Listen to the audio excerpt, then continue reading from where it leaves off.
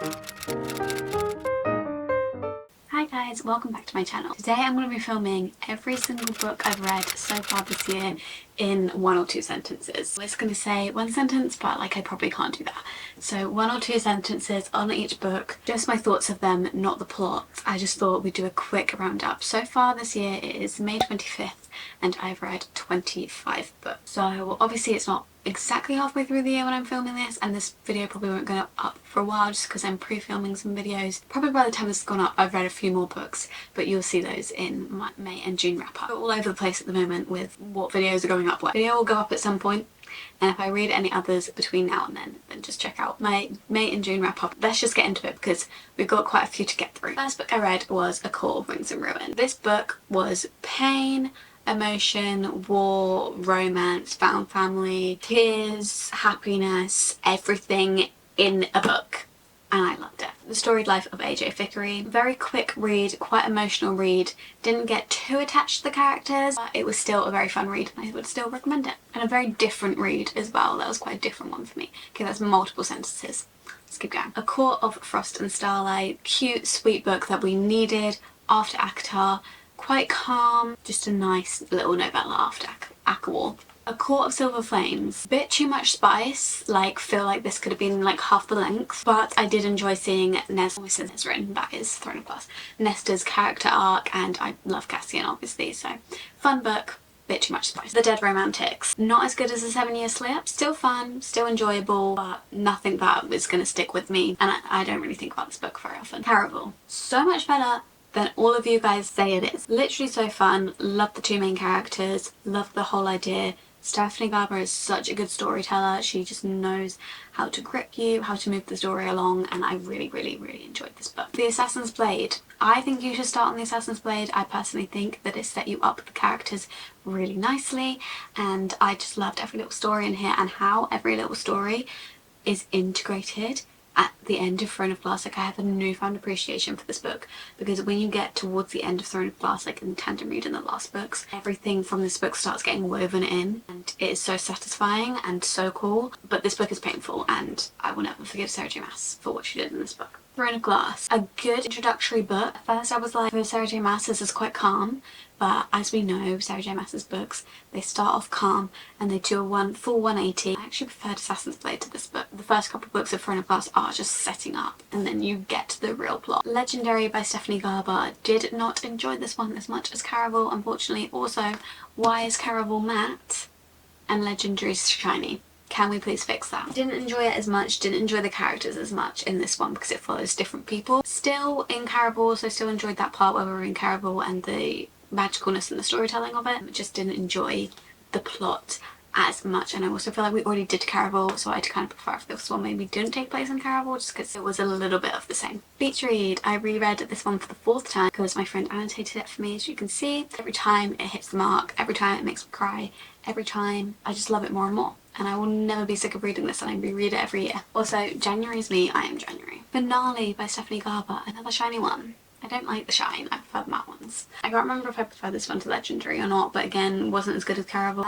We follow both characters, so the characters from Caraval and we follow the characters from Legendary. We're in different point of views, which I did kind of enjoy seeing the couple from Caraval again, but again, I'm not too fussed about the couple from Legendary, so I kind of half liked it, half didn't really care. Crown of Midnight. Story starts to take a bit of a turn. Still not fully a 180, it's still kind of setting up the scene, but definitely more interesting. You can tell that Sarah J Maas is planning something in this book, and this is when I started to be like, okay, no, you need to just trust Sarah J Maas because she knows what she's doing. She eases you into it with like this plot that you're like, is this like fantasy? Like, what's going on?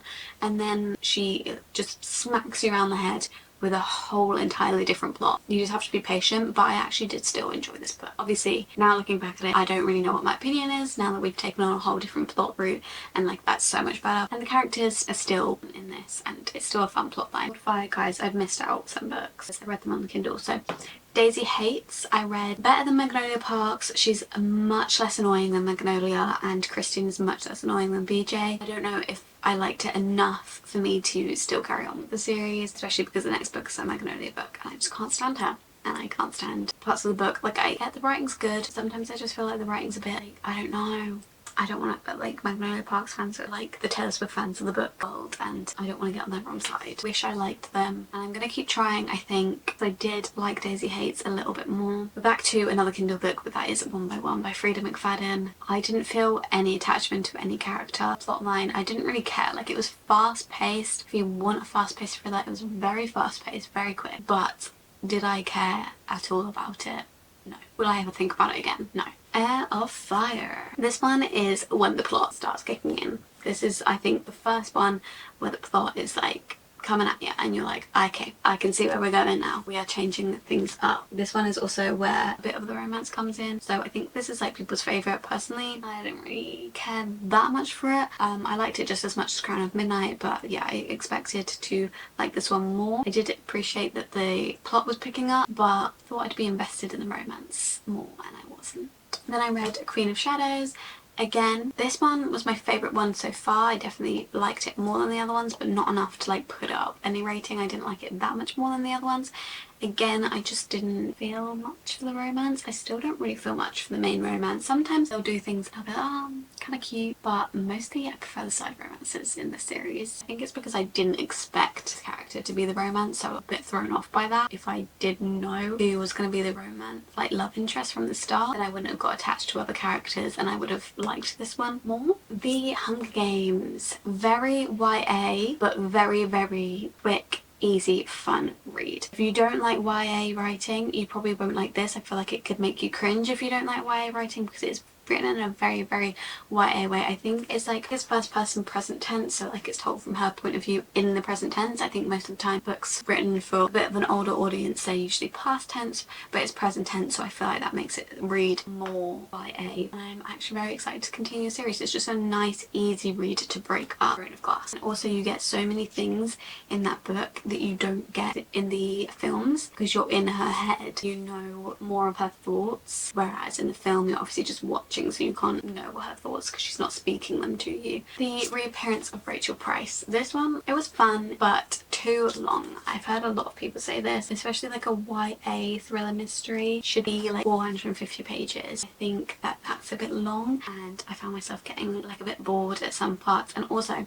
it says the reappearance of Rachel Price on the front, and so you know Rachel Price reappears, but that doesn't happen for like, I don't know, 70-80 pages. Can't really remember what happens, but it takes a while to get there, and so the whole time you're like reading this, you know what's going to happen, but it takes a while to get there. And I found it really hard getting into this book because I was just waiting for that to happen and it wasn't happening. Yeah, not my favourite Holly Jackson, but I do love Holly Jackson's writing, and I do love the characters that she creates and the storyline that she pieces together. I did kind of guess the ending, but also it was a little bit shocking. Next I read 1984 by George Orwell. Obviously I don't often read classics, so this is a bit different for me, and I did enjoy it as much as I can enjoy a classic, because I feel like I need to be more versed in classics to enjoy them more. Once you get more into a genre, then you start to enjoy the books more because you know what to expect and you know what you're getting yourself in for. But I did still really enjoy it. I mean, I gave it 4 stars. It was really good and it made you think, and it's definitely not a book that you'll ever forget. But just in classics I sometimes find it hard how you don't really relate fully to the characters, and that the characters aren't always people that you want to root for. I find that quite hard in books when you're not rooting for a character. I mean, you are rooting for a character in that one, but it's like also they're not this great person either. But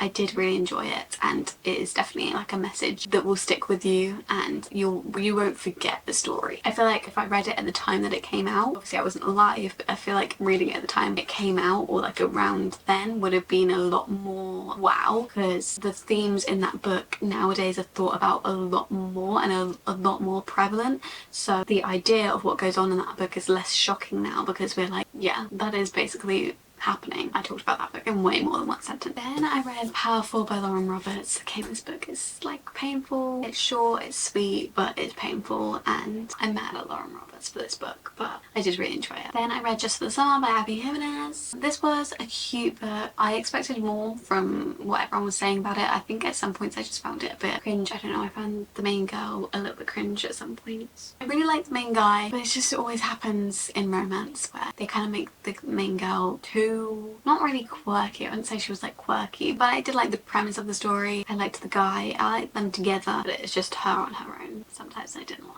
Then I read Funny Story. Obviously it's emotional subplot because it's Emily Henry, but it also made me very happy, very giddy. I love both these characters. I love Emily Henry's writing. The whole time I was reading this book I was just like, never let it end, please. And I need another Emily Henry book right now. Please, Emily Henry, give us another book. Thank you. Second chance romance is like my favourite trope in books. So when I read that this one was going to be second chance romance, I was so excited. So I'm very, very excited to see what the next book is going to be. This is actually lastly out of the books I've read so far. In the first half of the year, I've read Tower of Dawn and Empire of Storm. Empire of Storm is actually first, but I read them in tandem. So I would really recommend doing the tandem read. I think if you just read this one first, yeah, I think when you read them together, you kind of get them a bit confused in your head and it's harder to rate them separately because you're following different characters in both books. You kind of know which characters you are following, and so you know which book was which. I don't think it's that confusing. I do think if I read Empire of Storms first, this is so many more than one sentence, but we're on the last one. So if I read Empire of Storms first and I got to the ending where everything kind of kicks off, and then I had to go into this thick book, which is a lot more slow paced. I think a lot less happens. It's more romance heavy. In this book there are still things happening, but I think this book is quite romance heavy compared to Empire of Storms, which is a bit more like action heavy. So I think if I had to go into this one and read this full one before Empire of Storms, that would have been a bit like sluggish, I think. You know, I don't think I would be very interested in this book if I had just read all the action and then we just went and completely slowed down. I think reading them in tandem was really nice because you got a lot of like things happening in this book, and things were happening in this book, but mostly a lot of the time it was more calm than this book. So you got the chapters of this book and then you got nice calm romance in this one for a lot of it. Empire of Storms, really enjoyed this one more towards the end. The start of it I felt I was like confused. There was a lot going on. I think it's because I took a break between reading Queen of Shadows and then starting the tandem read, and I was like, what is going on? I think it was cool to follow people on the same timeline but in different places. So those are all the books that I've read so far in 2023, and just quick fire reviews. I've had some really good books in 2024. I had some really good books in 2024. I want to see my reviews for the rest of the books I read this year. Subscribe down below, turn on post notifications so you get notified every time I upload. Give this video a thumbs up, comment down below your favourite book that you've read so far this year. Follow my social medias at _libraryofeden on both TikTok and Instagram, and I'll see you in my next video very soon. Bye!